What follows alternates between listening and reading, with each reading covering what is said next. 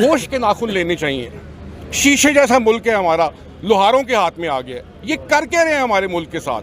हथौड़े मार रहे हैं। डायरेक्ट आप आइन के साथ हेड ऑन आ गए हैं और आपकी मईशत जो है वो नील बटा नील है। और अगले आने वाले साल में आप ये सोचिए, होंडा सिविक बड़ी और मतलब ठीक गाड़ी थी, एक भी उसका मॉडल नहीं बिका, एक भी उसकी गाड़ी नहीं बिकी। इस क्वार्टर में उन्होंने बंद कर दिया प्लांट।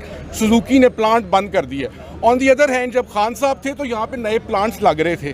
प्रोटॉन ने प्लांट लगाया था, 2-3 और कंपनीज आ गई थी, उन्होंने यहाँ पे प्लांट। इस वक्त पोजीशन ये है कि मुल्क को बंद करना चाहते हैं, लेकिन अपनी चोरी के पैसे, उनको ये पता है कि अगर हम खान आ गया तो हम जेल में जाएंगे। लेकिन उसके पीछे क्या है?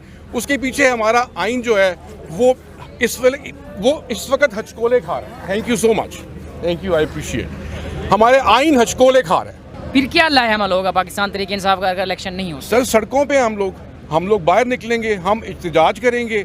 हम डेमोक्रेसी पे बिलीव करते हैं। इस वक्त 70-80% आवाम जो है वो खान साहब की एक कॉल पे बाहर निकल आएगी। फिर ये क्या करेंगे? लेकिन इनको इससे पहले